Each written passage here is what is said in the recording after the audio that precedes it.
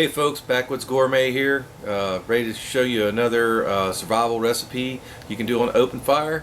We're probably going to do it on some all-natural charcoal here today, threatening rain, summertime, Florida, rains every day.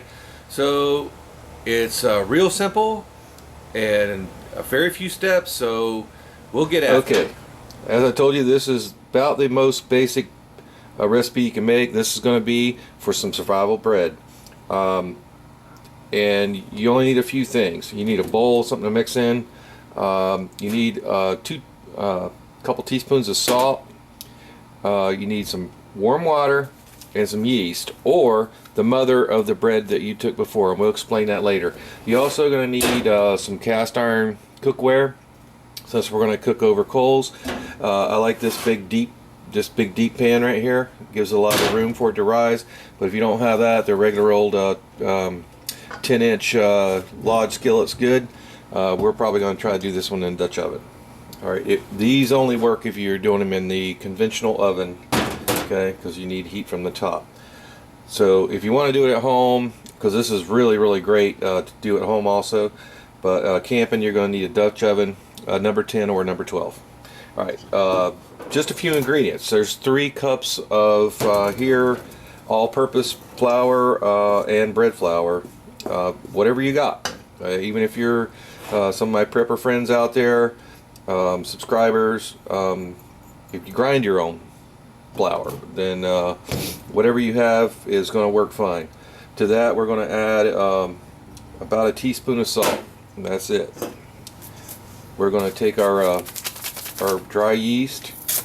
We're just going to add that straight to the flour, and here we have this is just warm tap water. If you didn't have warm tap water, obviously you could just heat up a little bit of water. The optimal temperature is 105 degrees, so it should feel warm to the touch. If you take it straight out of the tap, it's at 120. You put in this cup, it will cool to 105 almost immediately. So this is just warm tap water, and we're just going to slowly add warm tap water into the flour and just try to get that incorporated, and we'll keep adding it till we have a medium consistency dough. No rocket science here. Okay, we just brought that together with just enough water to bring the flour and water yeast mixture together to where it's reasonably smooth and not like falling apart into different segments. It is consistent. So that's what you want at this step. So all we're going to do now, we're going to leave it right in that bowl. No fuss, no muss. We're going to put a dish towel over it, and we're going to set that joker aside. If it's cool in where you live, you need to try to keep it in a warm place, near if you're camping, near the fire. Optimal temperatures about 90s to 100 degrees, and humidity level great. If you're in a desert area, you might want to put a little just dampen the towel on top to keep the humidity level up inside the bowl so it doesn't dry on the crust outside of it. Here, Florida, summertime, it's already 90% humidity. So all we're going to do is cover with a towel, and this is Saturday afternoon. We're going to let that guy do its thing, let those magic yeasts do their thing until tomorrow. So we'll see you back then. Alright folks, next day on the bread here. It's been sitting over there all night, most of the day today. We couldn't get back to it. See, it's a nice airy, gooey kind of, it's risen up quite a bit. It's gluten's in the flour have got nice and stringy. So this is going to give us a good texture for our bread. I'm just going to scrape that out onto a floured piece of wax paper, and we'll start working it a little bit. I just try to like roll it over on itself. Start sticking, you're going to have to get in there if you don't have all your paper covered. But it's now very soft, pliable, and as soon as we work a little flour into it, it's going to get really stretchy, kind of like pizza dough. We're just going to start working it back to the middle to keep your hands floured. It's very stretchy and soft.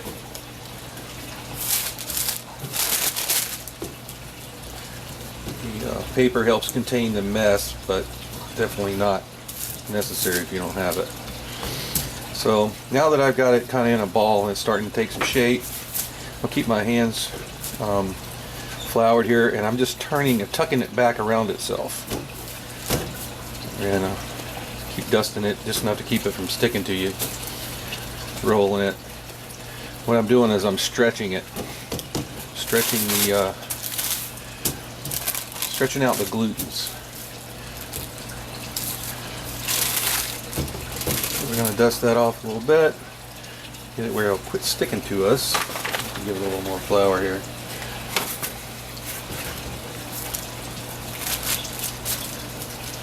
It's grabbing up new flour right now, and that will feed these yeast and let it continue with its rising process. So anyway, we got it into a pretty nice ball there, and so what we're going to do next, we're going to move over our Dutch oven. I did grease this with lard. I like to grease it with lard. It's more of a natural product and has a higher burning rate than butter. So, looking for kind of a smooth surface on this guy right here, and we're going to put him right in the middle. Then I'll show you what we do next. Alright, what we're going to do next is we're just going to take a very sharp knife and we're going to cut through the top of the dough. Razor blade works really good for this too. Cut through the top of that dough. You might have to put some flour on the knife. This one's particularly sticky. That'll give it a place to expand. So what it needs now is more time till it's at least doubled this volume. Alright folks, it's been about an hour. We just had the Dutch oven sitting out here with the bread in the sun. You can see it's getting pretty big. It's very close to doubled. So we're getting there. It's time to go ahead and get your fire ready. Maybe another 15 minutes. So fire ready, and we'll bake her off. Alright, here we've got our backyard set up. You know, this is just in lieu of campfire. We've got by volume, we're trying to go 375, about the same as 9 coals there. These are natural coals.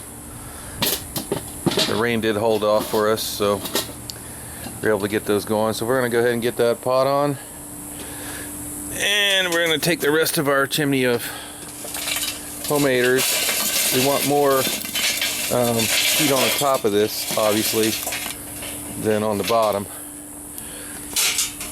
So get a hold of this one down here that got away. Just kind of scoot those to the outside, and we'll keep rotating that lid. Alright, we got that set up now. We got most of our bottom coals around the bottom edge, and the top coals around the top edge. So let's come out here every 5 or 10 minutes and rotate that, actually about every 5 minutes. I'm only looking at about a 15 to 20 minute bake time for this bread. So we'll just keep rotating that lid.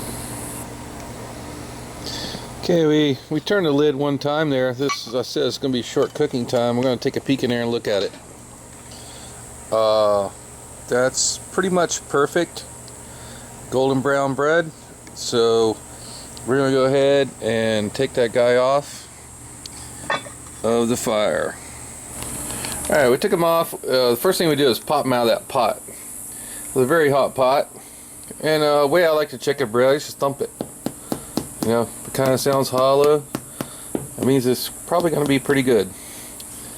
So we'll serve this guy up with some chicken and rice that we just made, and we'll show you how it looks once we slice it.